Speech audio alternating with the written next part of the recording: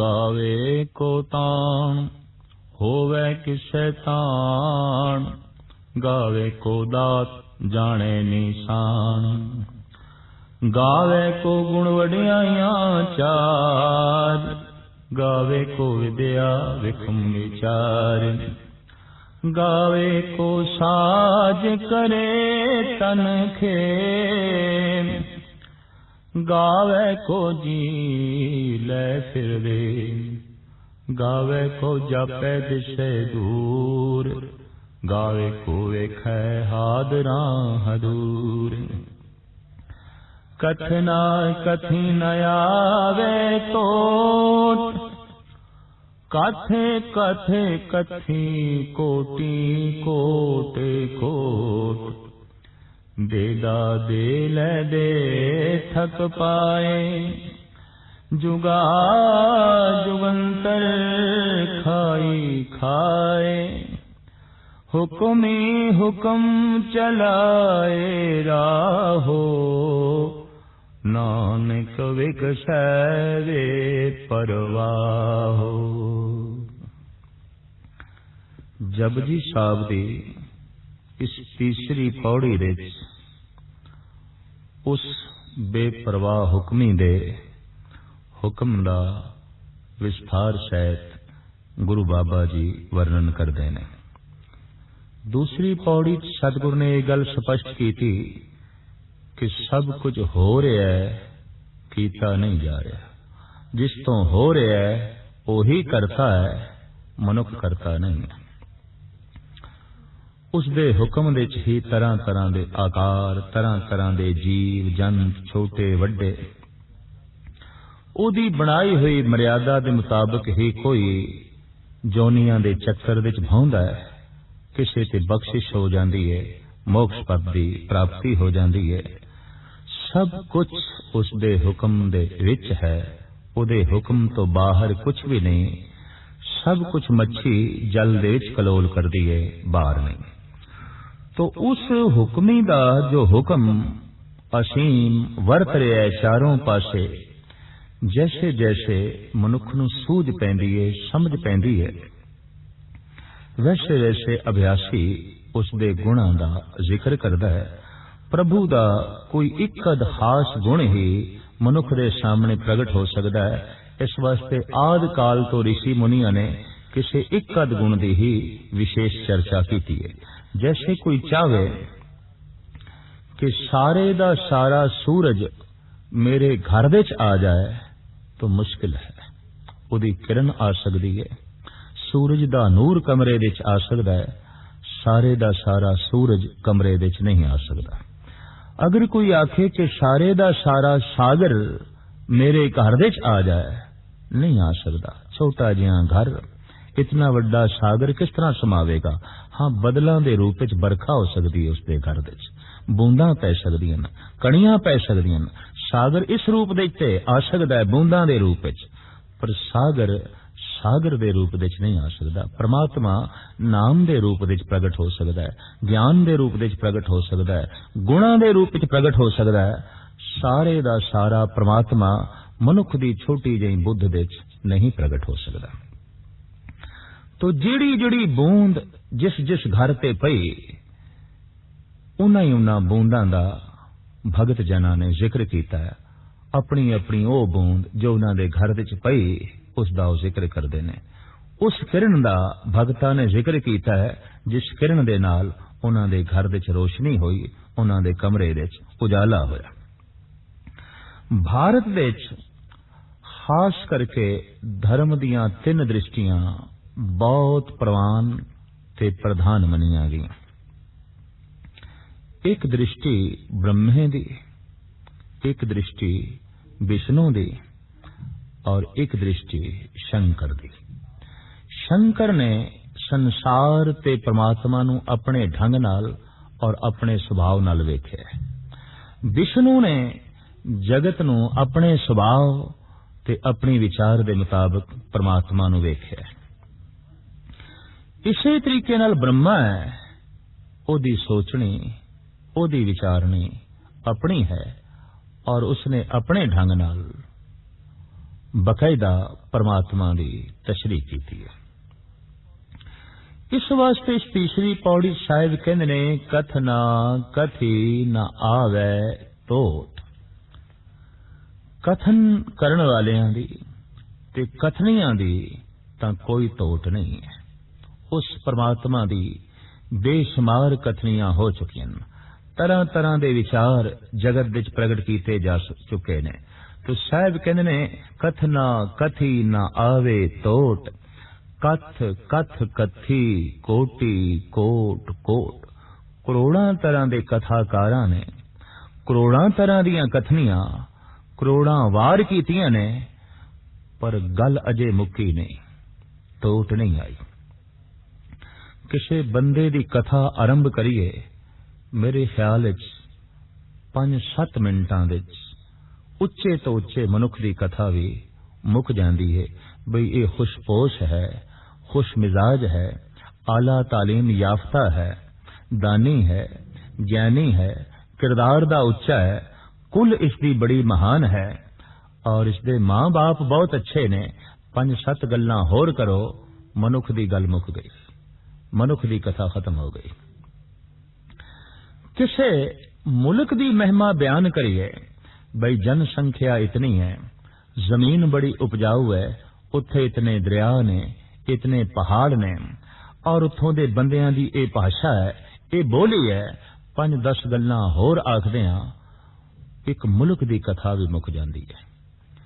पर जे परमात्मा दी कथा करन लगी है, तो कथा करन वाला ते मुक जांदा है, उदी कथा नहीं मुकदी। परमात्मा दी सिफत और सलाह करन लगी है, ओदी चर्चा करन लगी है, ते चर्चा करन वाले दा ते अंत हो जांदा है, ओदी चर्चा दा अंत नहीं होंदा, क्योंकि वो बेअंत है, बेअंत है। निक्की जियां रसना, छोटी जियां बुद्ध उस परिपूर्ण परमात्मा दा पूर्ण तौर ते जिक्र नहीं कर सकदी। तो हिरदे रूपी घर दे जिड़ी जिड़ी बूंदां पईयां, अभ्यासी जना ने उन्हां बूंदां दी कथा कीती है। हिरदे रूपी घर दे जिस जिस किरण ने रोशनी पाई, अभ्यासी जना ने उस रोशनी दा जिक्र कीता है। उस हुक्मी दे हुक्म दे जो कुछ हो रहा है, ते जो कुछ हो रहा है उन्होंने वेख वेख के हुक्मी विगसदा पिया है। कथनकारां ने इस ढंग दीयां कथनियां कीतियां ने। गुरु बाबा जी फरमान करदे ने, गावे को ताण होवै किसे ताण। कथन करन दा भी ताण चाहिदा है। ताण तो बिना कथनी नहीं हो सकती, ताण तो बिना समझिया नहीं जा सकता। मनुख दे कोलों कुछ ताण होवे तां ही ये कुछ कर सकदा है। शरीर दा ताण, बुद्धि दा ताण, कथनी दा ताण, ये सब कुछ चाहिए ना। जैसे कहते ने कि किसी भी विषय नूं कथन करन लगिया 3 गल्लां दा होना बड़ा लाजमी है। शब्द प्रमाण दा होना बड़ा लाजमी है, युक्ति दा होना बड़ा लाजमी है, ते अनुभव दा होना बड़ा लाजमी है। अनुभव है, शब्द प्रमाण नहीं है।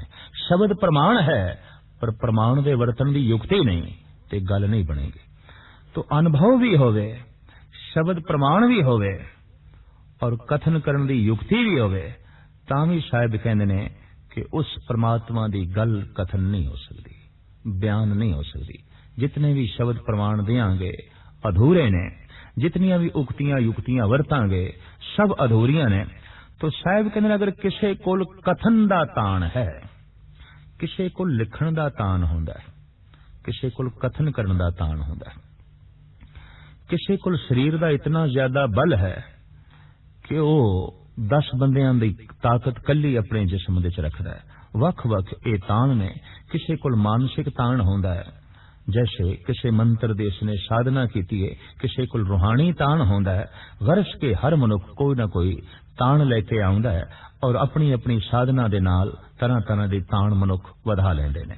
इत्थे साहिब कहंदे ने, किसी कोल जे कथन करन दा ताण होवे, बयान करन दा ताण होवे, गावे को ताण होवे किसे ताण, तां ओ वर्णन करदा है कि परमात्मा ते एक शक्ति है। गावे को ताण, वो गा रहा है कि परमात्मा एक ताण है, परमात्मा एक शक्ति है।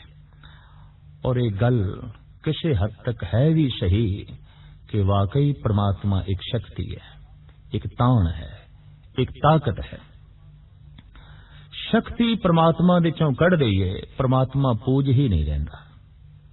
शक्ति चाहिदी है, और शक्ति सिर्फ चाहिदी नहीं, शक्ति ही परमात्मा है। प्रथम भगवती सिमर के गुरु नानक लई ध्याए। साहिब गुरु गोबिंद सिंह जी महाराज दी उच्चारण कीती भगवती दी वार। प्रथम भगवती, प्रथम उस अकाल पुरख नूं, शक्ति नूं सिमर के।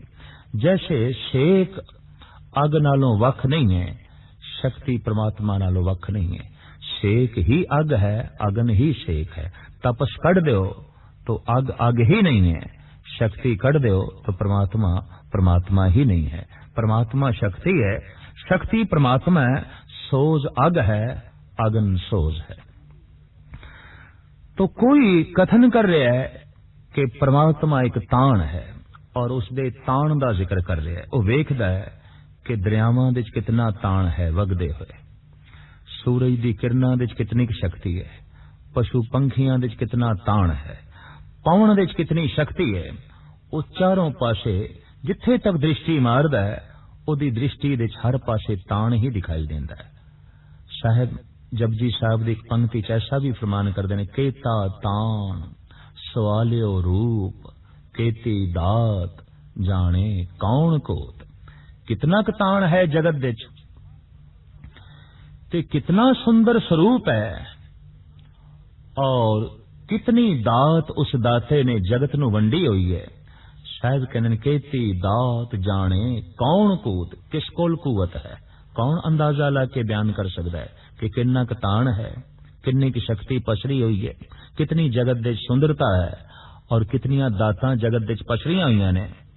शायद कहने ने यह अंदाजा कोई नहीं ला सकता, इतनी शक्ति किसी कोल नहीं। लेकिन इतनी गल स्पष्ट है कि प्रभु एक शक्ति है। आम धार्मिक पद्धर ते उस परमात्मा नूं व्यक्ति मन लिया जाता है, ते व्यक्ति दे मनदियां व्यक्ति दे सारे दोष परमात्मा दे निरूपण कर दिते जाते हैं। तो फिर भगवान का भी जन्म होंदा है, ते जिसदा जन्म है फिर उदा मरण भी होंदा है। साहिब गुरु नानक देव जी महाराज दे वाक, सो मुख जले जित कहे ठाकर जोनी। उदी रसना जल जानी चाहिए जो कहंदा है भगवान दा जन्म हो गया, ठाकर दा जन्म हो गया। जे परमात्मा नूं व्यक्ति मनीए तो फिर जन्म मनना पैंदा है, तो जन्म दे मनदे मरण भी मनना पैंदा है। तात मात भी मनने पैंदे ने, जात पात भी मननी पैंदी है जो उसनूं व्यक्ति मन लईए। और फिर यह भी मनना पेगा वो स्त्री है कि पुरुष है, क्योंकि व्यक्ति दे ये दो रूप ने। व्यक्ति सर्ब ठौर भी नहीं है, व्यक्ति सर्वकाल भी नहीं है। तो व्यक्ति दीयां ये सारियां कमजोरियां परमात्मा नाल जोड़नियां पैणगियां अगर परमात्मा नूं व्यक्ति मन लईए। और व्यक्ति सर्वव्यापक नहीं है। सतगुरु कहंदे ने वो एक भगवती है, शक्ति है, ताकत है, पसरी हुई है। पर ऐसी ताकत जो सत्य है, सदैवी है, ऐसी ताकत जो अत्यंत सुंदर है, और ऐसी ताकत जो परम प्रकाश है। भाव उसनूं पता भी है कि मैं हाँ, वो जड़ नहीं है, वो ठोस नहीं है, वो अति कोमल ते अपनी होंद दा ज्ञान रखण वाली है। तो साहिब कहंदे ने जे किसी कोल कथन करन दी शक्ति है, किसी कोल सोचण दी शक्ति है, ते वेखण दी शक्ति भी होवे, तो वो कह रहा है कि परमात्मा एक शक्ति है। उन्होंने हर पासे पसरी हुई शक्ति दिखाई देंदी है। बदलां दी गर्जन दे, सागर दी लहरां दे, पहाड़ां दे, दरियावां दे, मनुख दे अंदर, पशु पंखियां दे अंदर, वगदी पवन दे अंदर, चारों पासे वो जिथे तक दृष्टि मारदा है शक्ति ही शक्ति दिखाई देंदी है।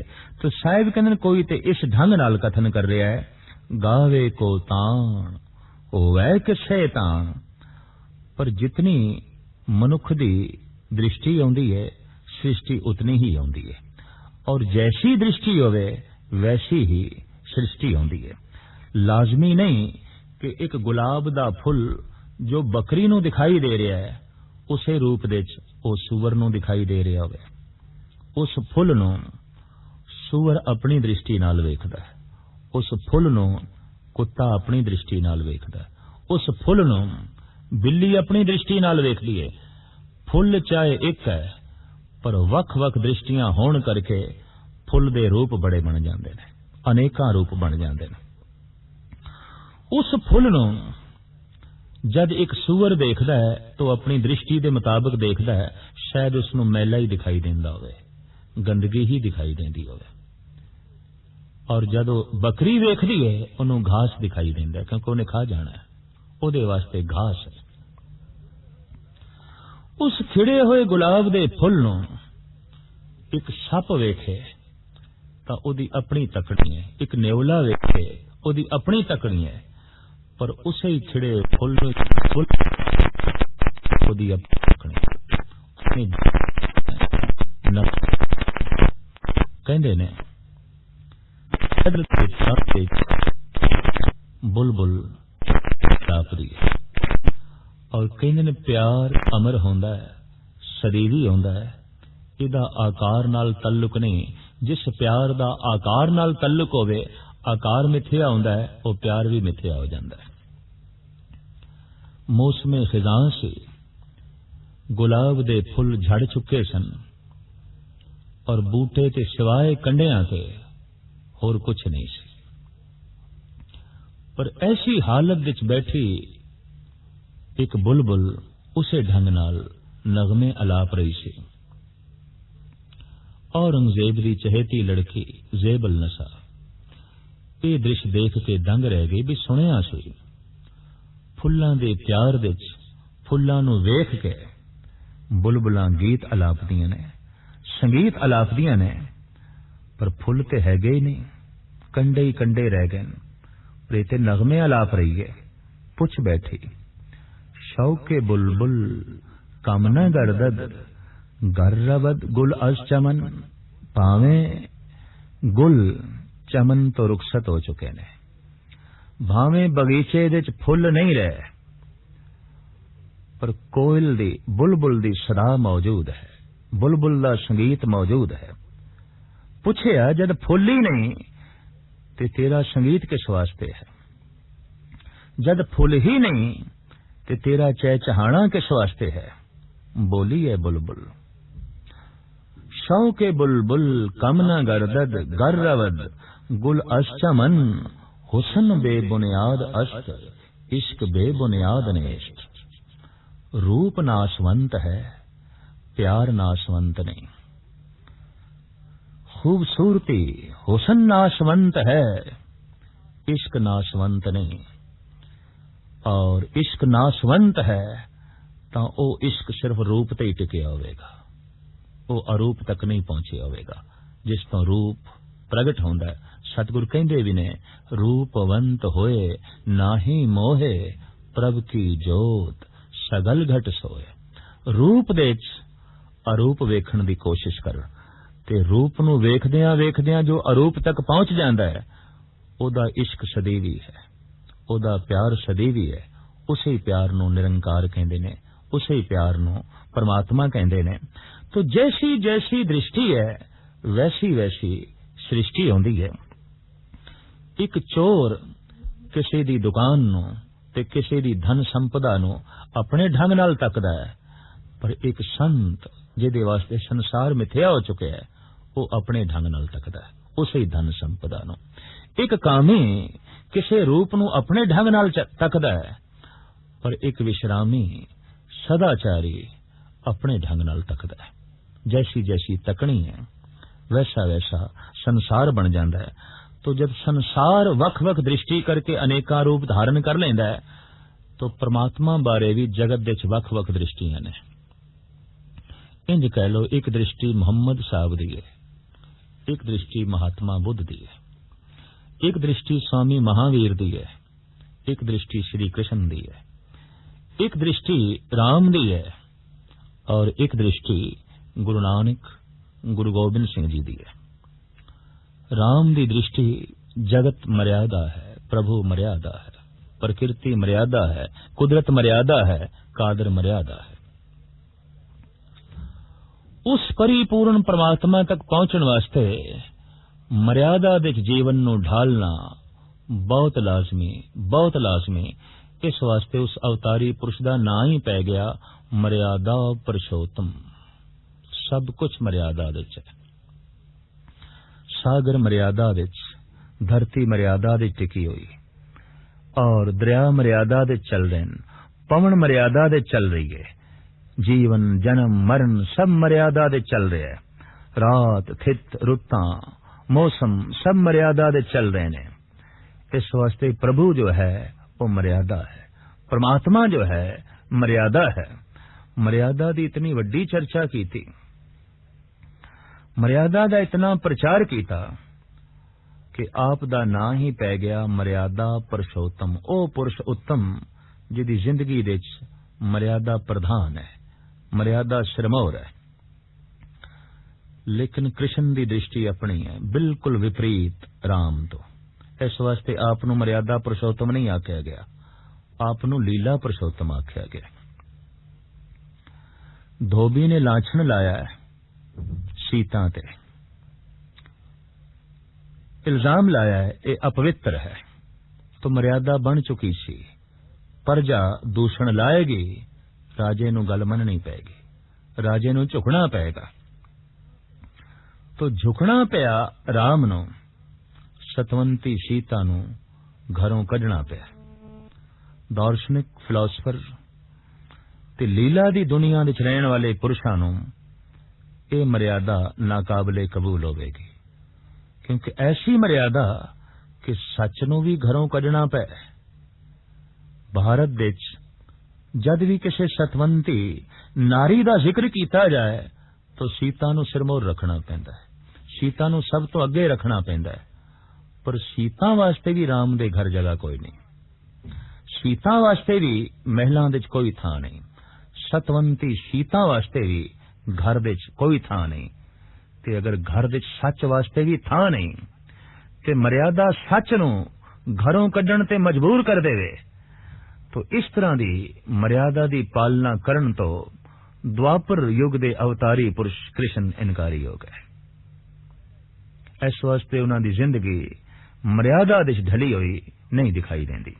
राम पूर्ण तौर ते मर्यादा दे ने, वो मर्यादा दी खातर व्यक्ति नूं कुर्बान कर सकदे ने, व्यक्ति दी खातर मर्यादा भंग नहीं कर सकते।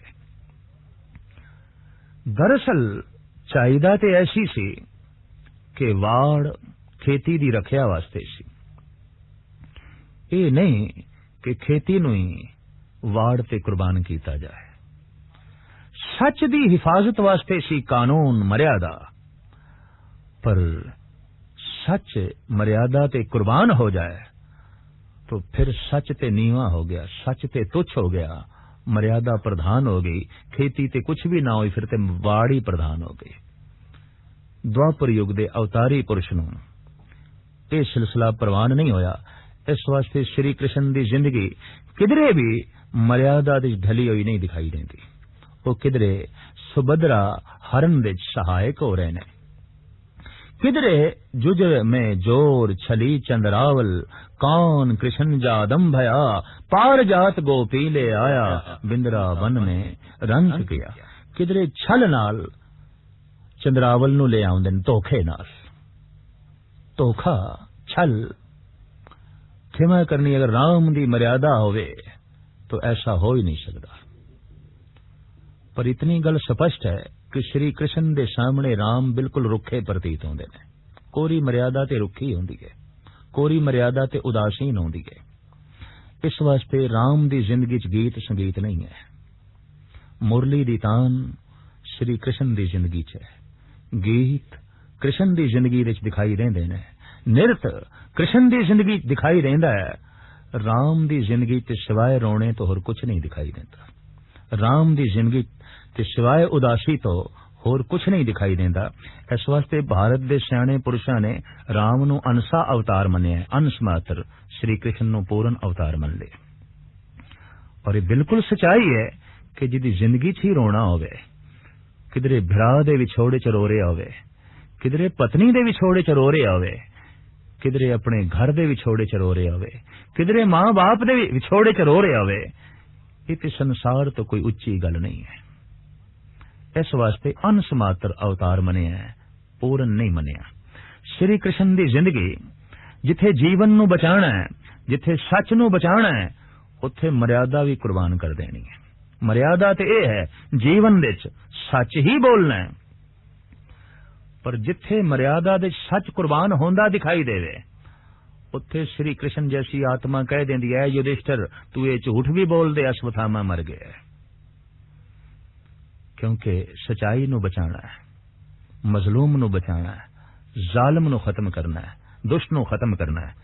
पर मर्यादा पुरुषोत्तम पुरुष ऐसा नहीं कर सकता। जंग दे चाहे हार जावे, दुष्टां दे हथों चाहे हार जावे, पर मर्यादा तो विपरीत वो चलेगा नहीं। पर एक लीला पुरुषोत्तम जो अवतार होवेगा उन्हें इस ढंग नाल सोचना है, दुष्ट नू खत्म करना है, चाहे मर्यादा भंग होंदी है ते होण दो। सच नू बचाना है, चाहे मर्यादा भंग होंदी है तो भंग होण दो। एक अबला अगर किसी शरीफ दे घर विच आके पनाह लवे ते उसदे पिछे 5-10 गुंडे लगे होन बदमाश, ते द्वार ते दस्तक दे के पुछन इत्थे कोई युवती आई है, तो अगर कह दिता जाए नहीं आई तो यह भी सच है, इस झूठ दे च भी सच है। ठीक है, गंदे कपड़े ने इस तरह का बोलना झूठ, पर इन्हां गंदे कपड़ियां दे च भी हीरा है सच्चाई दा, हमदर्दी है, भाव है। कसाई तो भजदी हुई कोई गऊ घर दे आके पनाह ले लवे और कसाई द्वार ते आ जाए और कह दे इत्थे गऊ आई है, अगर झूठ भी बोल दिता जाए नहीं आई तो इस झूठ दे च भी सच है। कईयां दे सच दे च भी झूठ होंदा है, कईयां दे रेशमी कपड़ियां दे च भी बिस्टा लिपटी होई होंदी है ते कईयां दे चीथड़ियां दे च भी हीरे लिपटे होए होंदे ने। कईयां दे झूठ बोलण दे च भी सच होंदा है, कईयां दे सच बोलण दे च भी झूठ होंदा है। कईयां दा दिता होया सन्मान भी अपमान होंदा है और कईयां दे अपमान दे च भी सन्मान दी झलक होंदी है। कईयां दे मिठे बोल भी जहर होंदे ने ते कईयां दे कौड़े बोलां दे च भी कोई मिठास छुपी पई होंदी है, कोई आनंद छुपिया पिया होंदा है। गल ते सारी आंतरिक है। तो खैर, कृष्ण दी अपनी दृष्टि, राम दी अपनी दृष्टि, जीवन एक लीला है।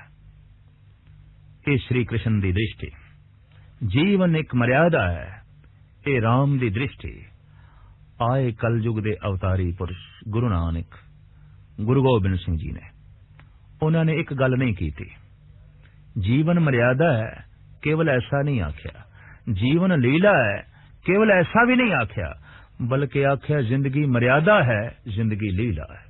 लीला नू मर्यादा दे दो और मर्यादा दे च लीला खत्म नहीं होनी चाहिए। जिंदगी एक लीला है, खेल है, पर खेल दी भी ते अपनी मर्यादा होंदी है। चाहे क्रिकेट दा खेल होवे, हाकी दा खेल होवे, फुटबॉल खेडिया जा रहा है, कबड्डी खेडी जा रही है, कुश्तियां हो रही हैं, दंगल हो रहा है, पर खेल दी भी ते अपनी मर्यादा है। ये ठीक है कि खेल है, वास्तविक उत्थे कुछ नहीं है। ये गल वखरी है कि कई दफा बंदा खेल नूं भी वास्तविक रूप दे देंदा है और खेल दा सारा मजा गवा देंदा है। जैसे दो मुल्क खेडदे पए होण क्रिकेट हाकी, तो कह दिता जांदा फलाना मुल्क हार गया, फलाना मुल्क जित गया, तो खेल भी मुल्कां दी हार बन गई, खेल भी मुल्कां दी जित बन गई। ये खेल नहीं, ये ते खेल भी जंग बन गई, ये ते खेल भी लड़ाई बन गई। फलाना मुल्क हार गया, फलाना जित गया, फलानी कौम हार गई, फलानी जित गई। महापुरुष दा ते जीवन ऐसा होंदा है, वो ते जंग नूं भी खेल बना छड़दा है। मैदान जंग दे गुरु गोबिंद सिंह जी महाराज दे सिंह सूर में दुष्टां नूं मार मार के गिरा रहे ने, लेकिन एक पानी पिला के फिर खड़ा कर रहे हैं। पकड़ के गुरु गोबिंद सिंह जी दी हजूर पेश किया गया। महाराज इन्नी मेहनत नाल मार मार के गिरांदियां सी, ये दुष्ट बागी पैदा हो गया साडे विच जो पानी पिला के फिर खड़ा कर देंदा। सतगुर ने गलवकड़ी च ले लिया, आखे निरा पानी ना पिलाया कर, ये मरम पट्टी भी कर दिता कर। ये ते खेल हो गई जंग, जिन्हों मारना है उन्होंने जवाना है, जिन्हों खत्म करना है उसे नाल ही हमदर्दी। दरअसल जख्म नूं कटना है, जख्मी नूं नहीं कटना। फोड़े नूं कटना है, मरीज नूं नहीं कटना। बुराई नूं कटना है, बुरे नूं नहीं कटना। साहिबा ने फरमान जो कीता है उस हुक्म नूं समझना है जो नाल लिखिया होया है। उस हुक्म नूं जानना है जो साडे रोम रोम दे चल रहा है। समझदे आई झूठ दी कंध टुट जाती है और सच तक मनुख अपड़ जाता है। हुक्म दे अनंत पसारा हो रहा है और जितना वड्डा हुक्मी है उतना ही वड्डा उसका हुक्म है। कथन तो बरे बयान तो परे। फिर भी कथनकारा ने उस हुक्म दियां कुछ न कुछ कथनियां कीतियां ने। जैसे कि सतगुरु दी पंक्ति है, कथना कथी न आवे तोट, कथ कथ कथी कोटि कोट कोट। अनेकां तरह दे कथाकारां ने अनेकां तरह दियां कथनियां अणगिणत वार कीतियां, लेकिन कथा मुकी नहीं, कथा दी तोट नहीं आई। उन्हां अनेकां कथनियां दे चों जो कुछ विशेष कथनियां ने सतगुरु उसदा जिक्र करदे ने। गावे को ताण होवे किसे ताण। कोई इस ढंग नाल कथन कर रहा है कि प्रभु एक शक्ति है, अकाल पुरख एक शक्ति है व्यापक। ਉਹ जद सूरज ਨੂੰ ਵੇਖੇਗਾ इस तरह ਦਾ मनुख तो ਉਹਨੂੰ सूरज ਦੀ शक्ति दिखाई देगी, बनस्पति ਦੀ शक्ति दिखाई देगी, बदलों की गर्जन ਦੀ शक्ति दिखाई देगी, सागर ਦੀਆਂ लहरां ਦੀ शक्ति दिखाई देगी। मनुख ਨੂੰ जो ਵੇਖੇਗਾ तो मनुख ਦੇ अंदर ਝਾਤ मार के भी ਉਹ केवल शक्ति ਨੂੰ ही ਵੇਖੇਗਾ। परिंदियां ਦੇ अंदर चरिंदरियां ਦੇ अंदर होर हवा ਦੇ अंदर अग्नि ਦੇ अंदर ਉਹ अठे पैर हर पासे शक्ति दे ही दर्शन करेगा। इस तरह की बिरती रखने वाला जो मनुख है ਉਹਦੇ सामने परमात्मा एक शक्ति है और व्यापक शक्ति है। पर इस शक्ति ਨੂੰ कथन करने की भी शक्ति होवे ते समझण की भी शक्ति होवे तां ही वो कथन कर सकेगा। गावे को ताण होवे किसे ताण। इस शक्ति ਨੂੰ समझण की शक्ति होवे, इस शक्ति ਨੂੰ कथन करने की शक्ति होवे, फिर ही वो कथन कर सकेगा। तो सतगुरु कहते कोई तो ऐसा है जो कह रहा है प्रभु एक शक्ति है, वो एक ताण है जिहदे कोल इस ढंग दे कथन करन दा ताण है। गावे को दात जाने निशान। किसी दी गावनी किसी दी कथनी इस प्रकार है कि प्रभु एक दाता है। जो कुछ भी साडे कोल है ये सब कुछ सानू दान विच मिले है। मनुख ने जो खुद बनाया होवे या खुद खरीदिया होवे वो ते मनुख दा अपना है, पर जो खरीदिया भी नहीं बनाया भी नहीं वो ते सब कुछ दान है। ये जीवन असी ना बनाया है ना खरीदिया है, सानू दान विच मिले है। मां बाप सानू दान विच मिले ने, वगदी हुई पवन सानू दान विच मिली है, सूरज दी रोशनी सानू दान विच मिली है, पानी सानू दान विच मिले है, हथ सानू दान विच मिले ने, पैर सानू दान विच मिले ने, दिल दिमाग अखां सानू दान विच मिलियां ने। बाजार विच पत्थर दी अख ते मिल सकदी है, ये अख नहीं। प्लास्टिक और रबड़ दे हथ पैर ते मिल सकदे ने, पर ये हथ पैर नहीं मिलते। पैसियां नाल अगर दंद मिले तो पत्थर ते प्लास्टिक दे दंद ते जरूर मिल जाणगे, पर जो अजीबो गरीब ये दंद कीमती उस प्रभु ने रत्ना दे रूप विच बख्शिश कीते ने, ये एक दान दे रूप विच सानू सौगात मिली है। तो किसी दी दृष्टि इस तरीके दी है कि प्रभु दाता है कि जो कुछ भी साडे कोल है ये सब कुछ दान है और उसने अणमंगिया ही दिता है।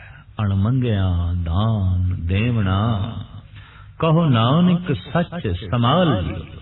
तू मंग भी नहीं कीता फिर भी तेनू इस तरह का जीवन पवन पानी दान दे रूप में दे दिता। उस दाते नू चेते कर। तो कोई इस ढंग नाल गा रहा है कि दात उस दाते दी दिती हुई निशानी है, ते जिसने जो निशानी दिती होवे निशानी नू वेख के निशानी देण वाला चेते आ जांदा है। तो एक दृष्टि ए सी कि तन नू वेखो ते दाते परमात्मा नू चेते करो, एक एक अंग नू वेखो ते प्रभु दा धन्यवाद करो, मां बाप नू वेखो ते सोचो प्रभु ही मां दे रूप विच मिले, प्रभु ही प्यो दे रूप विच मिले, प्रभु ही धीआं पुत्रां दे रूप विच मिले, अकाल पुरख ही भरावां दे रूप विच मिले, पत्नी दे रूप विच मिले, पति दे रूप विच मिले, सूरज दे रूप विच मिले, चंद्रमा दे रूप विच मिले, जमीन दे रूप विच मिले, आसमान दे रूप विच मिले, और सब कुछ नूं निशानी समझ उस दाते दी। इस तरह की दृष्टि नूं जन्म दिता साडे देश दे सिरमौर संत देवता विष्णु ने। इस वास्ते आप नूं आख्या गया भंडारी, भंडारा वंडण वाला, सारे संसार नूं दान देण वाला। ये ख्याल भारत विच बन गया, जद कि हकीकत यह है कि जिथों सब कुछ दान आ रहा है उस दाते दा ज्ञान कराण वाले ने विष्णु, भंडारी दी सूझबूझ देण वाले ने विष्णु, भंडारी नाल जोड़न वाले ने विष्णु। लंबी चौड़ी साधना जप तप दी लोड़ नहीं, ऐ मनुख जो कुछ भी तेरे कोल है उस दाते दा दिता होया दान है, और इस दान नूं वेख ते दाते दा धन्नवाद कर, दाते नाल जुड़िया ही रहेगा। जो कुछ कोल है इसका शुकराना करी जा और अपनी योग्यता बढ़ाई जा, वो होर भी तेरी झोलियां विच अनंत पदार्थ भर देवेगा। तो एक दृष्टि साडे देश विच प्रधान रही। दूसरी दृष्टि इन्हां दृष्टियां तो बिल्कुल भिन्न सी, कि जैसे स्पष्ट है कि जैसी दृष्टि होवे वैसी सृष्टि बन जाती है। 4.5 अरब के करीब इस वक्त मनुख ने, तो इंज समझ लो 4.5 अरब के करीब संसार ने। हर मनुख का अपना वख वख संसार है, हर मनुख की अपनी वख वख दृष्टि है, हर मनुख दे अपने जीवन का वख वख ढंग है। तो जैसी सृष्टि हो जाती है, जैसी दृष्टि हो जाती है, वैसी सृष्टि हो जाती है। हू बहु ए नियम परमात्मा ते भी लागू है। मनुख ने अपने रंग दे अपने सुभाव दे परमात्मा नूं वेख्या है, अपने रंग सब कोई रवे। मनुख ने अपनी दृष्टि दे राहीं परमात्मा नूं वेख्या है। तो एक होर दृष्टि दा जन्म होया साडे देश विच। ओ सन ब्रह्मा जी, विचारक सन, दार्शनिक सन, सूक्ष्म बिरतियां दे मालिक सन। उन्हां नूं विष्णु दी ए मोटी गल कोई चंगी नहीं लगी ते विष्णु दी इस विचारधारा नाल तालमेल नहीं बिठा सके।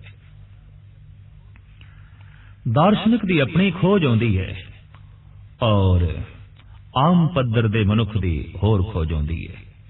कहंदे ने ब्रह्मा रजोगुणी है, संसार दा पसारा करन वाला है, संसारी है नहीं, संसार दा ज्ञान देने वाला है, संसार दी सूझबूझ देने वाला है। उसकी मनो इच्छा यह सी कि मैं वेखना चाहना संसार की उत्पत्ति कदों हुई, किवें हुई और जगत दा मूल की है। खोज दे उसने जिंदगी दा कोई 3 भाग खर्च कर लिया। साहिब गुरु नानक देव जी महाराज भी जिक्र करते हैं, नाल कुटुंब साथ वरदाता ब्रह्मा भालन सृष्ट गया, आगे अंत न पायो तांका कंस छेद क्या वडा भया। सृष्टि दी टोल दिच गया, सृष्टि दी भाल दिच गया। उन्हें बनस्पति दे विच झात मारी, उन्हें कीड़े मकोड़ियां दा तल वेख्या, उन्हें पशुआं दे अंदर झात मार के वेख्या ये दुनिया की है। उन्हें मनुख दा तन वेख्या, उन्हें मनुख दा मन वेख्या।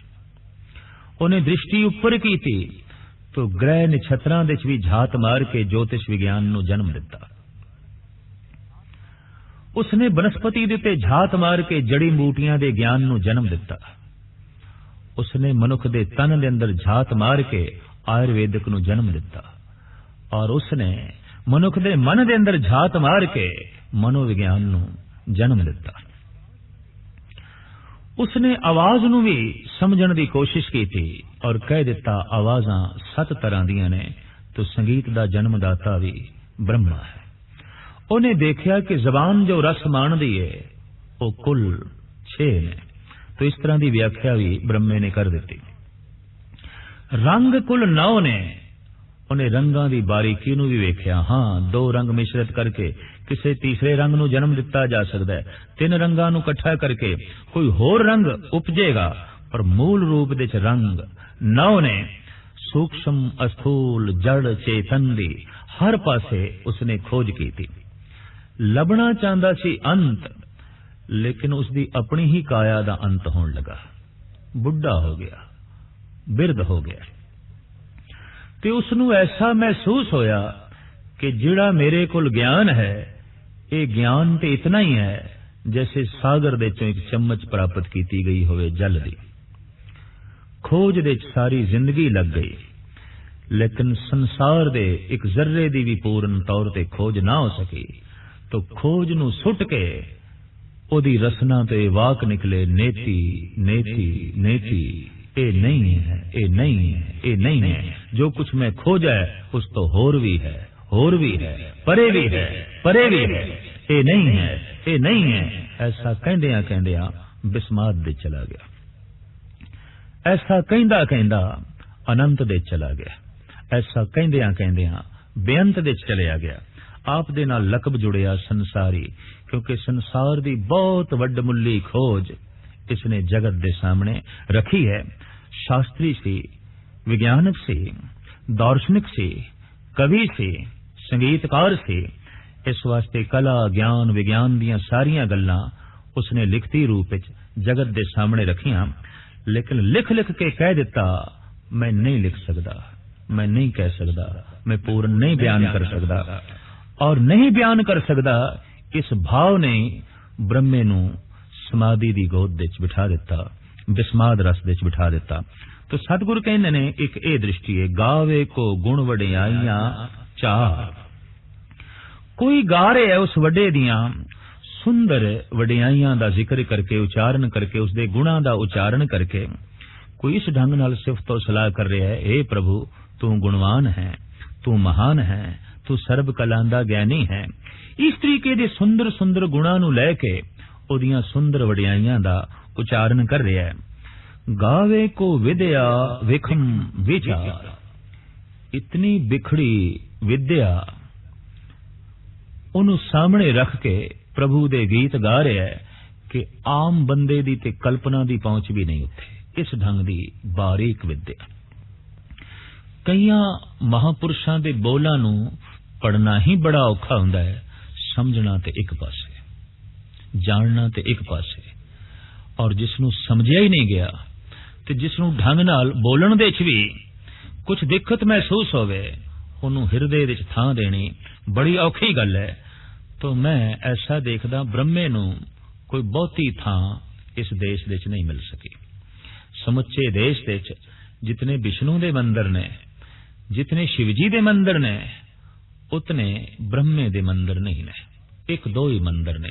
कारण दार्शनिक सी, फिलोसफर से इसकी पहुंच हर दिमाग तक ना हो सकी। हर दिमाग ब्रह्मा तक ना पहुंच सके, पर हर दिमाग विष्णु तक पहुंच गया। समझ आ गई कि जो कुछ भी मेरे कोल है दात है, ते इस दात नूं दाते दी निशानी जान के ओदा धन्यवाद करना है। एक आम गल सी, मोटी गल सी, समझ दे आ गई, लोकी जुड़ गए। लेकिन ब्रह्मे दी गल विद्या विखम विचार, बड़ी बिखड़ी विद्या, अत्यंत विखम, अत्यंत सूक्ष्म विचारा, जिथे दिमाग दे तंतु ही ढिले पै जान।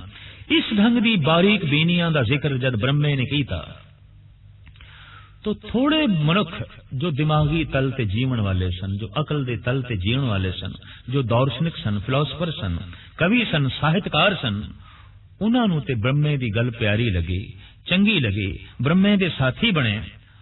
बाकी जो इकट्ठ सी वो विष्णु दे आले दुआले इकट्ठा हो गया।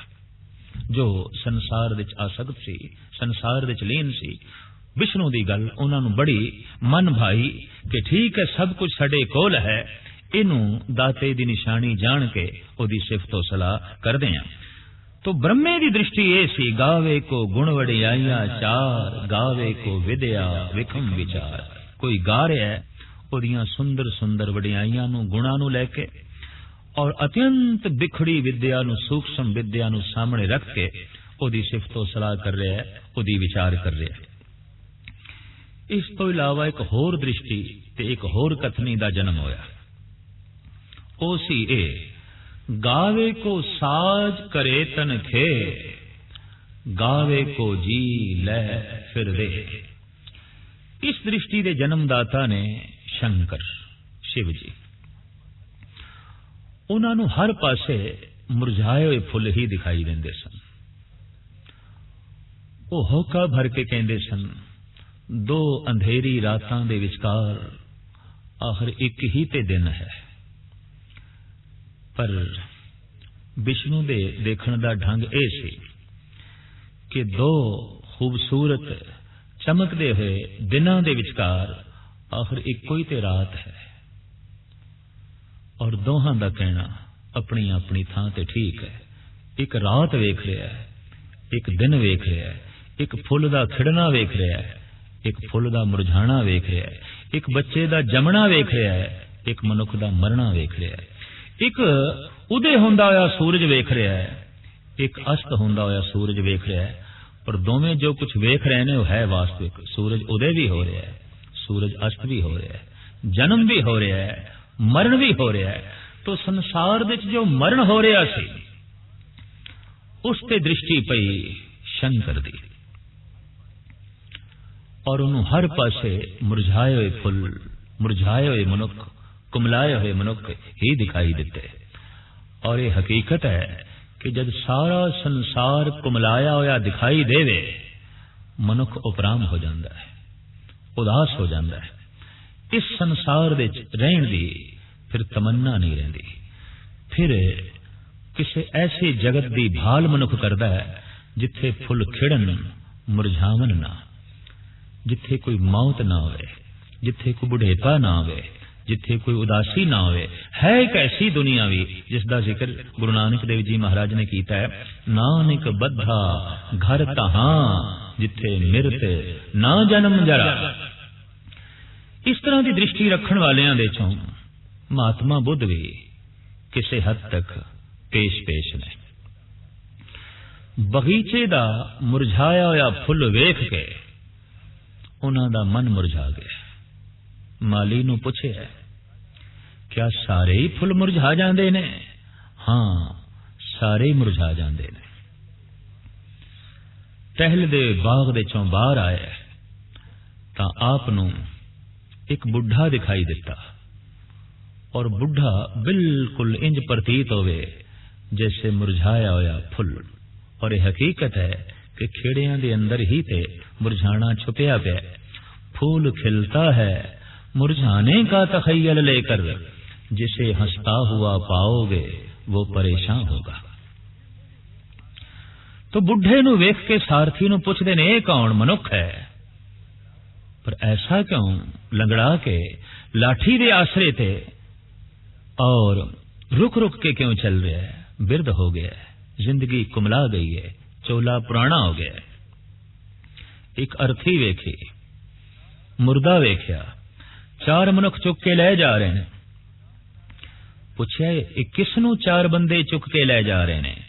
सारथी ने आख्या, ए बंदे नू ही बंदे चुक के ले जा रहे हैं। क्यों?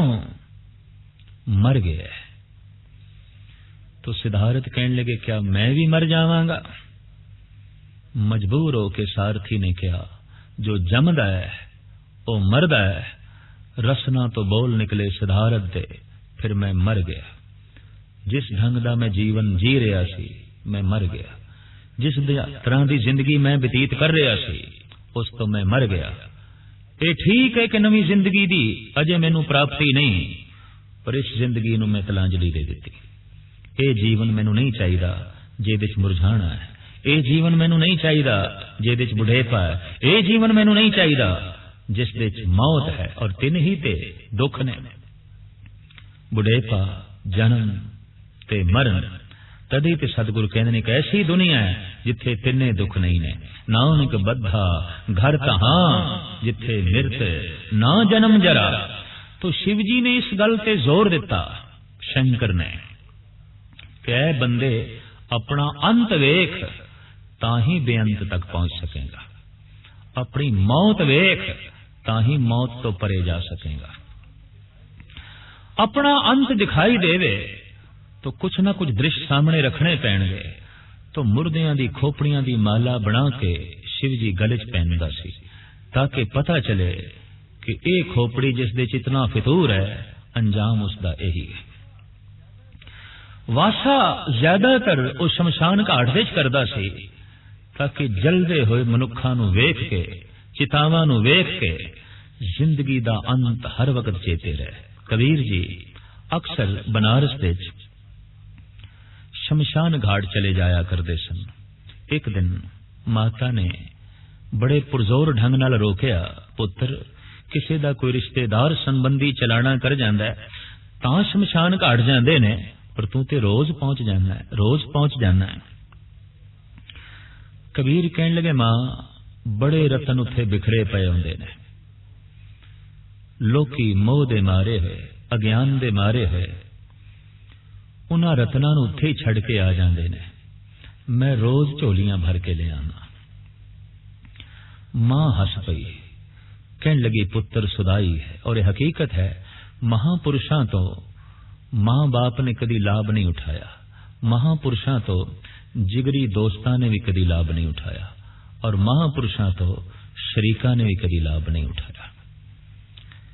मां सी ममता दी मारी होई कहन लगी, तू सुदाइयां वाली गल करदा है, घर दे च खाण नूं नहीं ते तू रत्नां दी पंड उत्थों बन के लियाना। पर जिस रैस रमज दी गल कबीर कर रहा है, उन्हों समझण वास्ते भी हिरदा कबीर वर्गा चाहिए, तां ही कबीर दी गल नूं समझिया जा सकदा है। मित्रता उत्थे ही आउंदी है जिथे समतल होवे, संबंध उत्थे ही जुड़दे ने जिथे समतल होवे। तो एक दिन मां ने पीछा कीता, की देखदी है, कबीर सतनाम दी धुन विच मस्त है और अनेकां ही मुर्दे मणिकणका घाट दे उत्ते जल रहे ने। मां ने डांटदे होया कि पुत्र तू ते कहंदा सी मैं रतन चुनन दा, इत्थे मोतियां दी इत्थे चारों पासे खान है और मैं कड़ के लियाना रोज, किथे ने मोती, किथे ने रतन। मां जो मेरी रसना सतनाम सतनाम जपदी पई है, हिरदे दी खान विचों ये जो रतन, ये जो मोती मैं कढ़ रहा, ये तैनू नहीं दिखाई देंदे। मां आखिर मां सी, कहने लगी, पुत्र ये ते घर भी तू कर सकदा है। कबीर कहंदे नहीं, घर दे च मन नहीं मनदा। भी क्यों नहीं मनदा? घर दे च जिंदगी याद आउंदी है, इत्थे मौत याद आउंदी है। घर दे च संसार याद आंदा है, इत्थे निरंकार याद आंदा है।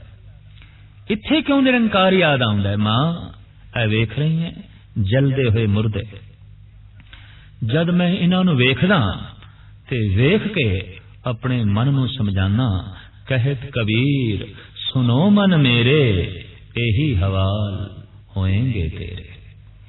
जद मैनू अपना ये आवाल दिसदा है तो एकदम सुरत नाम दिस जुड़दी है, एकदम मैं बेअंत दी तलाश करदा, अपना अंत दिखाई देंदियां ही सुरत बेअंत दे चली जांदी है।